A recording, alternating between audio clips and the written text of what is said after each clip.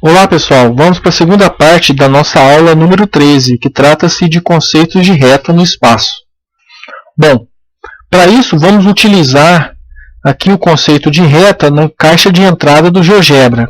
Lembrando, quando a gente digita reta, aparecem três condições: reta definida por dois pontos, uma reta definida por um ponto e uma reta já criada, paralela, e a reta criada por um ponto e por um vetor diretor. Então, nós vamos trabalhar a segunda parte, essa condição que a reta é criada por um ponto e por um vetor diretor. Então, a primeira coisa é criarmos aqui, então, no GeoGebra, um ponto P com as seguintes coordenadas 1, 2 e 3. Está aí, um ponto P criado no espaço. X valendo 1, Y valendo 2 e Z valendo 3. Vamos criar aqui um vetor, então, vamos chamá-lo de vetor U. Esse vetor U ele terá coordenadas 2, 1 e 3. Está aí esse vetor. E eu quero criar uma reta que passe por esse ponto P e tenha a direção desse vetor U criado aqui com as coordenadas 2, 1 e 3. Lembrando que quando você cria um vetor, ele parte da origem 0, 0, 0. E a extremidade dele vai até o ponto 2, 1 e 3, x, y e z, respectivamente. Então agora nós vamos criar uma reta, usando a condição reta vetor diretor. Então o ponto é o ponto P, o vetor diretor é o vetor U. Então pronto, já está definido, está ali. Essa reta criada, que o GeoGebra chamou de reta F, essa reta, você pode perceber, ela tem a direção do vetor U e passa pelo ponto P, ou seja, ela é paralela ao vetor U e passa por esse ponto P que nós criamos aqui. Ok? Então vamos descobrir como é que essa equação de reta foi montada aqui. Nesse caso, é bem mais simples do que no caso número 1. Então, nesse momento, vamos pegar aqui uma caneta. A nossa reta F, criada pelo GeoGebra, ela tem as condições de passar por um ponto P e um vetor U. Eu vou simbolizar um vetor dessa maneira aqui, como a física gosta de ser representado, né? Nós temos aqui um ponto P e um vetor U.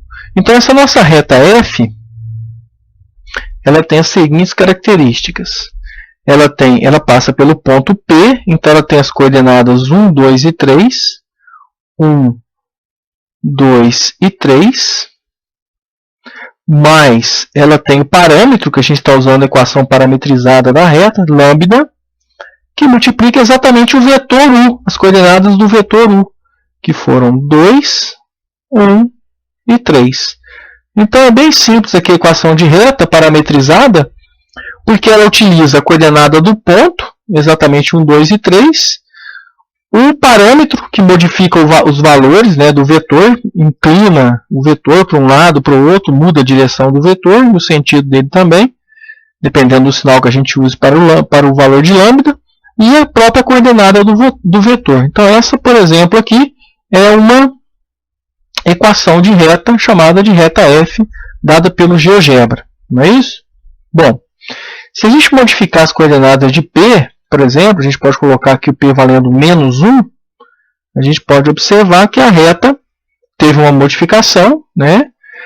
A direção da reta não mudou, a inclinação dela não mudou, mas o valor de P foi modificado. A gente pode colocar, por exemplo, aqui menos 2, está lá, o P modifica-se de posição, claro, né? Então a reta também modifica-se de posição, mas a sua inclinação, quem manda nessa inclinação, quem ordena isso, é o vetor diretor, ele dá a direção da reta.